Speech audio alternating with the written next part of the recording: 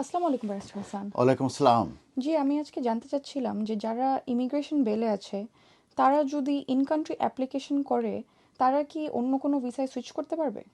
এটা কিন্তু একটি ভেরি ইম্পর্ট্যান্ট ইস্যু এবং এই ব্যাপারে আমরা বিভিন্ন সময় কিন্তু অ্যাডভাইস দিয়েছি যে কেউ যদি অ্যাসাইলাম অ্যাপ্লিকেশন করে কিংবা কোনো হিউম্যান রাইটস অ্যাপ্লিকেশন করে এবং সেক্ষেত্রে যদি তাদের অ্যাপ্লিকেশনটা যদি রিফিউজ হয়ে যায় এবং পরবর্তীতে যদি তাদেরকে ইমিগ্রেশন বেল দেয়া হয় এবং ইমিগ্রেশন বেল পাওয়ার পরে যে 14 ডেজের ভিতরে যদি তারা অন্য কোনো ক্যাটাগরির তে যদি সুইচ করতে চায় সেক্ষেত্রে কি তাদের অ্যাপ্লিকেশন সাকসেসফুল হবে কি না, সেক্ষেত্রে এই যে ইমিগ্রেশন যে বেল সে আছে সেটা তাদেরকে ব্লক করবে কি না অন্য কোনো ক্যাটাগরিতে সুইচ করার জন্য।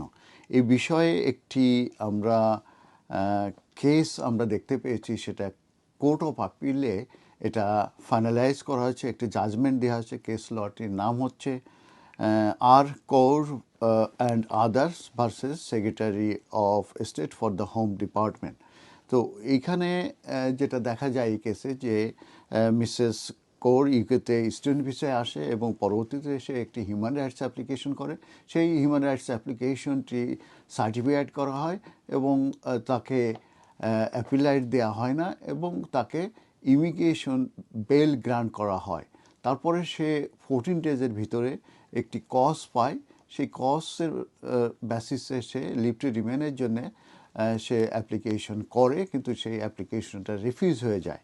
তো একটা পর্যায়ে সেটা সে চ্যালেঞ্জ করতে করতে কোর্ট অফ অ্যাপিল পর্যন্ত গিয়েছে এবং কোর্ট অফ অ্যাপিল থেকে বলেছে যে যদি সে কোনো অ্যাপ্লিকেন্ট কোনো অন্য কোনো ক্যাটাগরিতে সুইচ করতে যদি চায় এবং সেই অ্যাপ্লিকেশন রিকোয়ারমেন্টসের যদি এমন থাকে যে কেউ যদি ইমিগ্রেশন বেলে যদি থাকে তাহলে তারা সুইচ করতে পারবে না, তাহলে সেই ক্ষেত্রে কিন্তু ইমিগ্রেশন বেলে তারা থাকলে তারা সুইচ করে অন্য কোনো ক্যাটাগরিতে যেতে পারবে না, তাদের অ্যাপ্লিকেশনগুলো রিফিউজ হবে।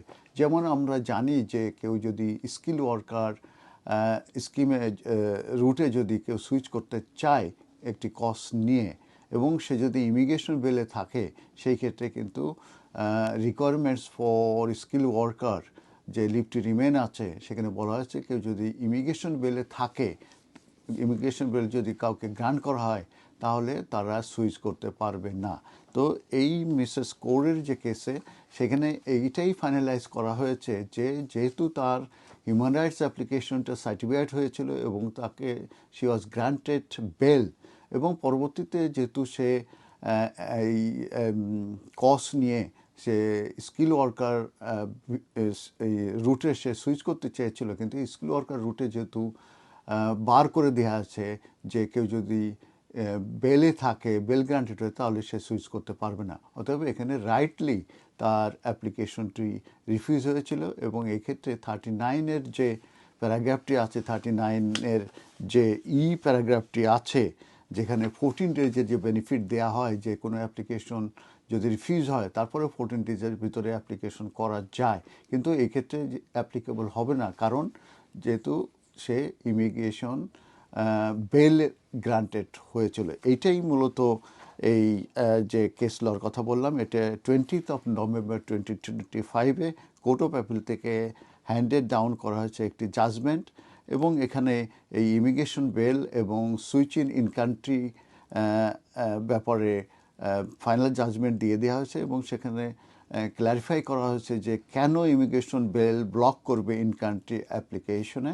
অতএব যারাই যখনই আপনারা অ্যাসাইলাম সিক করবেন তখন আপনারা দেখবেন যদি রিফিউজ হয়ে যায় তখন কিন্তু আপনাদের ডিসিশনে কিন্তু ক্লিয়ারলি লেখা থাকবে যে আপনাদেরকে ইমিগ্রেশন বেল গ্রান্ট করা হয়েছে, এখন কিন্তু ক্লিয়ারলি লেখা থাকে। এবং যদি আবার কেউ হিউম্যান রাইটস অ্যাপ্লিকেশন করেন সেটা যদি সার্টিফাইড হয় এবং যদি সেখানে ক্লিয়ারলি তারা বলে যে you have been granted immigration bail, তাহলে কিন্তু আপনারা ইন কান্ট্রি থেকে আর কোনো অ্যাপ্লিকেশনেই আপনারা সুইচ করতে পারবেন না, কারণ যদি ওই অ্যাপ্লিকেশনের ক্রাইটেরিয়া যদি এমন থাকে যে কেউ যদি ইমিগ্রেশন বেলে থাকে তাহলে তারা সুইচ করতে পারবেন না।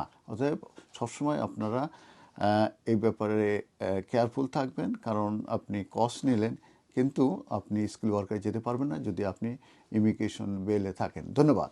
ধন্যবাদ ব্যারিস্টার হাসান।